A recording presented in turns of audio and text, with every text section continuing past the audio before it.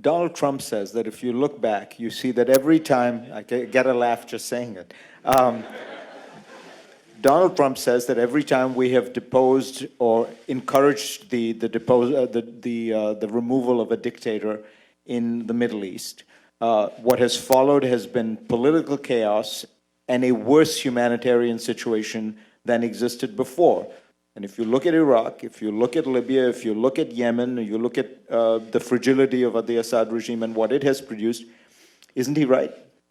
Well, he has a very short-term view of history, because it is not at all clear what the final outcome will be in the places that you named.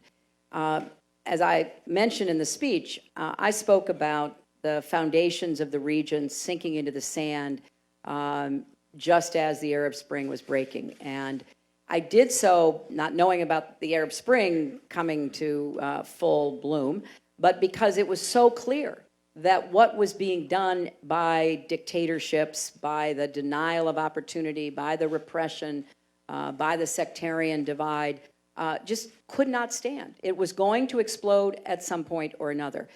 And with the developments in Libya, for example, the Libyan people have voted twice in free and fair elections for the kind of leadership they want.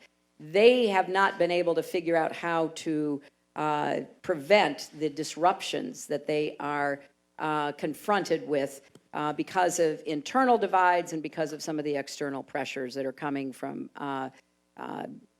terrorist groups and others. So I think it's too soon to tell. And I think it's something that we have to be looking at very closely. Now, deposing Milosevic left problems, but problems that we came at by having a deal. In fact, my husband's in Dayton today speaking about the Dayton Accord, where people who'd been slaughtering each other had to come together and resolve to exist within a government together. Is it perfect? No. But has it, kind of kept going? And do we have some work to do there? Absolutely. So we have to look at all these different situations, I think, on their own as well as part of bigger trends. Several of the